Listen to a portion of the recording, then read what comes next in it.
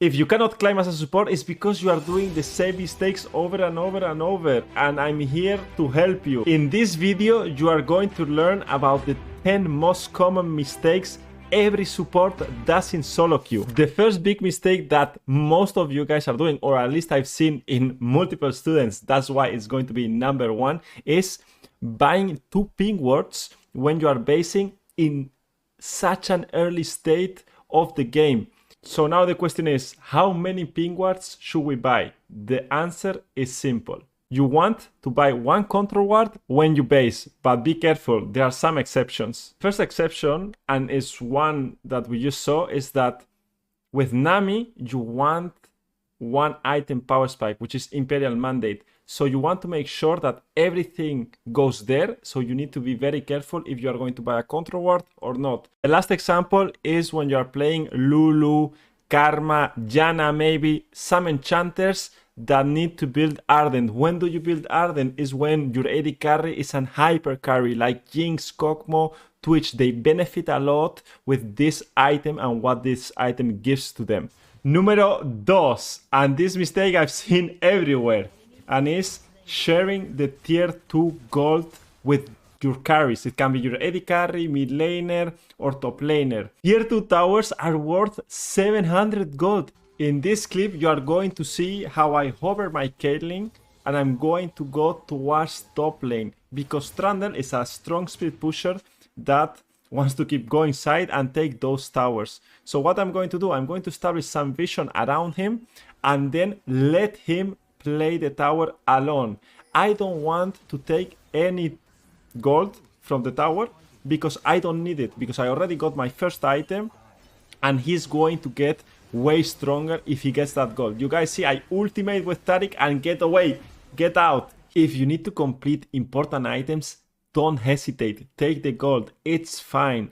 But remember, top laners, mid laners and AD carries are going to hit their second and third item power spike way faster, and that's going to make a very big difference in the game. I promise you that. Third one, and also a game-breaking one, is as a support, and I've seen this thousands of times, is that you don't hit the objective. Void Grabs, Herald, Dragon, Nashor. As a support, you don't hit the objective. There are some exceptions like Taric, but you want to be in a position where you can zone, give vision, flank the enemy jungler or the enemy team, make a trap, make a turn. So here Danny, one of my students, got sandwiched in the first clip, and now in the second clip you are going to see how he played it. He stayed on the control ward, polymorphed the Volibear, Steam turned, and he got an easy objective. Let me show you me on Rel how I turn on one of my professional games.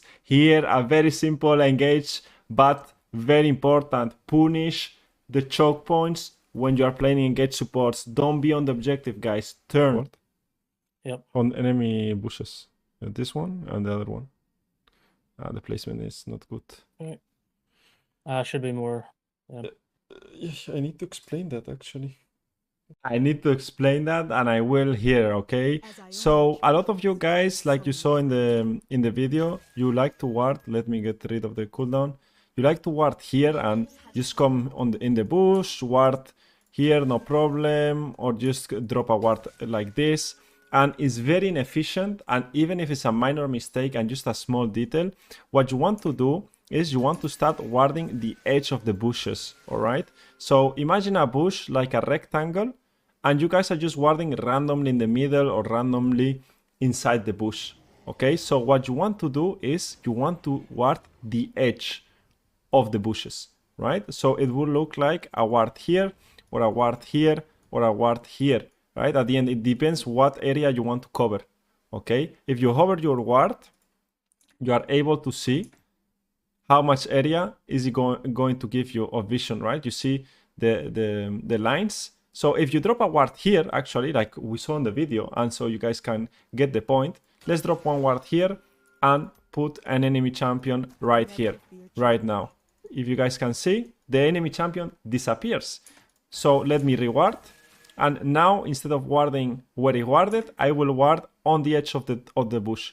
And you can see that it turns out green and no green if it's outside the bush, right? So you want to have the green circle. And now I'm going to ward, and now I see the enemy champion passing through. And this is going to be with almost any bushes that you are going to ward, okay? So I've seen so many times in a coaching session, same in this one, a lot of you guys ward here. Why? It's so bad. Why? Because you lose so much vision. Look, there's a guy passing right now through here and you don't see him. I didn't do anything. Look, it's here. Now let me change the ward towards here. You guys will see that he will be seen. You see? We see him now. So be very careful where you ward and how you ward. This one is maybe the biggest mistake in this video. I mean, there are some good ones later on as well, but this one is one of the most important ones. While climbing, I see this a lot, and even in high elo, they don't do it. Is, guys, drop deep vision when you just did a proactive play and you won a team fight and you still have wards, ping wards, or normal wards in your inventory. You want to drop deep vision. Why is it so important to drop deep vision? It's because you gather the information way earlier, and that means that when you reset and you open the map next, you will see where the enemy is going, and you can decide match it and fight against them, or just cross map and attack the other side of the map. As you see here in this clip, I'm not afraid of going to the enemy jungle, drop 2 deep wards, and get out. I could even drop another one if I wanted to. For this one, I did put it here because I've seen so many times this happen. Guys, you cannot get this component. It gives 5 ability haste, glowing mote, I don't even know how to pronounce it correctly. It's so useless if you don't get a pink instead of this. If you get your full inventory and you get this component, you are trolling so hard. I had to put it here in the top 10. It's like a minor mistake. It's like a detail mistake, but small detail.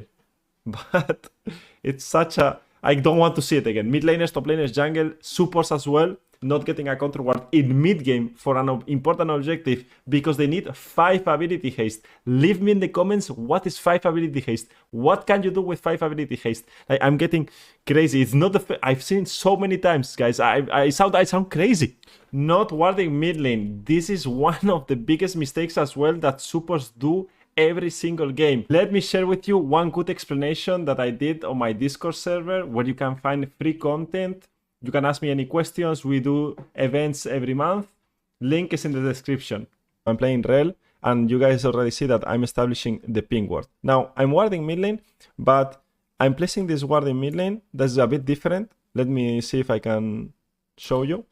So normally you would have seen that a lot of supports like to ward here, or like to ward around this spot, or even here or here, to see, like, to ward the middle of the lane. What I like to do, and what I notice a lot of professional supports do, and very high level Asian supports especially, they are warding this area just next to the wall. So when enemy comes by with the sweeper and tries to sweep mid lane, maybe they don't spot this ward, and maybe this ward can still be up, and it gives you the nice information. So I keep my ward in mid lane, and what this does is that we are going to see Renata and Vex all the time mid lane, so I'm able to threaten all the time what they are doing. So here we end up seeing them all the time because we have the ward, so we never lose vision, and I'm threatening to flank. So here's the final example. We have Nashor. We are going to close the game out here. Ward mid lane again. They are going and overextending a lot. And now what this ward is going to do, he's going to give Jax the TP flank so he can fight and join the fight instead of TPing on a minion or on this ping ward. He already has a very nice TP flank. So a lot of you guys forget to ward while you are engaging. Like here, for example, you will just go for the engage and not for the ward. And it's very important to think about your side laners and them having a ward to TP on. Showing on mid waves, I did put it on important detail and not game breaking, but for me it's a bit game changing. Game breaking, game changing. Why? is because like here, Rel is going to do one of the biggest mistakes that you all do in your games, and is showing on mid wave. You don't need to be on the mid waves, or the majority of the mid waves, you don't need to show. Showing gives information to the enemy team, and if your AD carry can't play alone, you can attack side lane directly instead of being mid lane, because he doesn't need you. And I have a great video just talking about that, link in the description, and also you can click it right here. So I'm going to explain you what Rel could do better in this situation instead of showing mid lane. Let's go for it. So right now, let's pause it.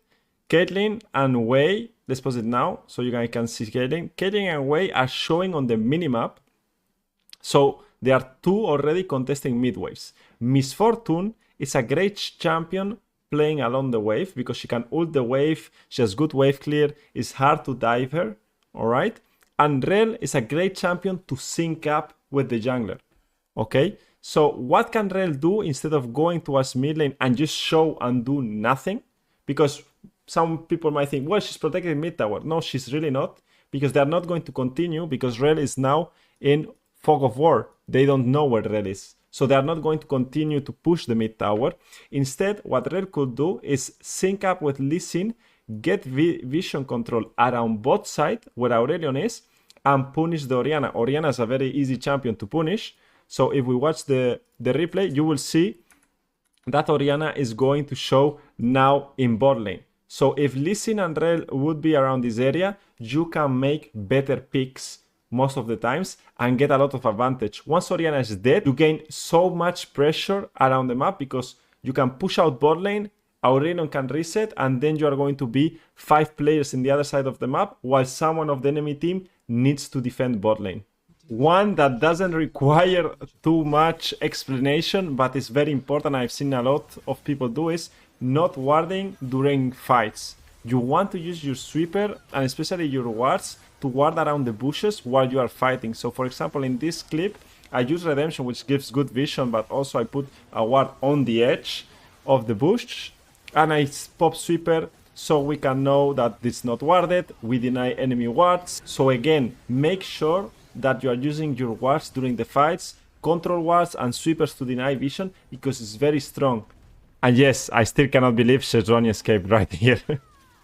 Last but not least, blocking skill shot. In this example, even if you are an enchanter, you have to put focus on your 2v2 fights. You have to block when you are healthy and you can do it for your AD carry. Here Lulu misplays a bit and doesn't go in front. Okay, Danny, sorry to put you on the spot, but misplays a bit, should just block the brand Q, and then Ashe will take the kill. At the end, blocking spells is so important. It can decide a game. If you snowball correctly, you can get more wins, and at the end of the day, what you want is to climb the ladder and improve in the game. So start doing this. And probably because you clicked on this video, you want to get better at support, and you can do it here in this channel for free.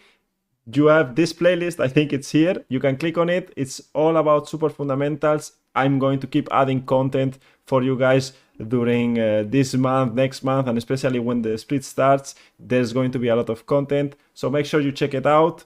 There's a lot of laning phase, roaming, mid-game, vision, concepts that you guys can learn today or tomorrow if you watch tomorrow, any day.